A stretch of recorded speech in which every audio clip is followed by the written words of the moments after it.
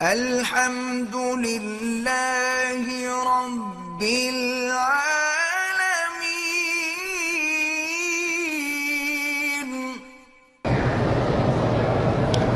اگر کوئی جمعہ یا رمضان میں فوت ہو جائے انشاءاللہ اس کی بخشش ہوگی انشاءاللہ، باقی اللہ کے ہاتھ میں ہے۔ اصل دعا کرو خاتمہ ایمان پہ، یہ دعا کرو، ورنہ رمضان کے مہینے میں ابو جہل مرا ہے، کیا وہ جنت جائے گا؟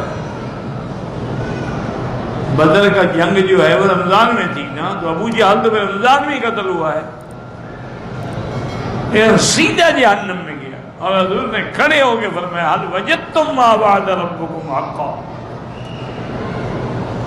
اصل ایمان ہے، پھر جمعہ بھی کام آئے گا، جمعرات بھی کام آئے گا۔ عقیدہ نہ ہو، ایمان نہ ہو تو نہ جمعہ کام آئے گا نہ ذی الحج کام آئے گا۔ حق والوں کا روب ہوتا ہے نا جی، کون حق کا مقابلہ کر سکتا؟ ان کو کسی کا ڈر نہیں ہوتا ہے۔ قادیانیت کے خلاف جب تحریکیں چلی، علماء نے بھی اور شاہ صاحب نے بھی ہر تقریر میں قادیانی کو للکارا اور اس کی مٹی پلید کر دی اور اس کے کفر کو اجاگر کر کے رکھ دیا۔ تو یہ پرانے دور کی باتیں کہتے ہیں، انگریز کی ابھی حکومت تھی کہ مقدمہ بن گیا،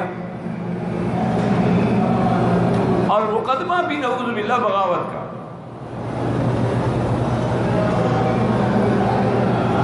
بہرحال یہ ہے کہ جب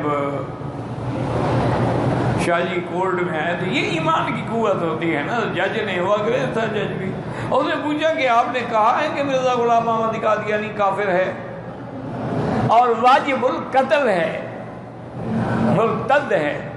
پہلے تو قادیانی نہیں تھا نا، قادیانی تو بعد میں بنا ہے، تو جو مسلمان ہو کر کافر بنے وہ تو مرتد ہوتا ہے۔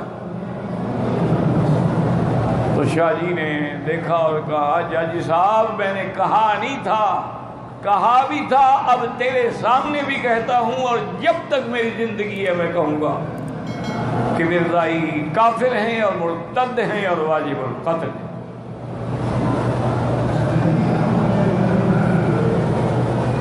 جج نے پیشی پڑ گئی، لیکن اب سب نے کہا کہ بھئی بس اب اس مقدمے سے شادی نہیں بچ سکتی۔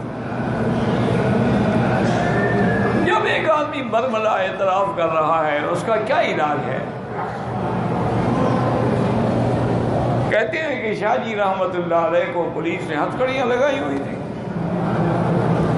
واپس لے جا رہے تھے جیل کی گاڑی کی طرف، تو اسی ہائی کورٹ کی عمارت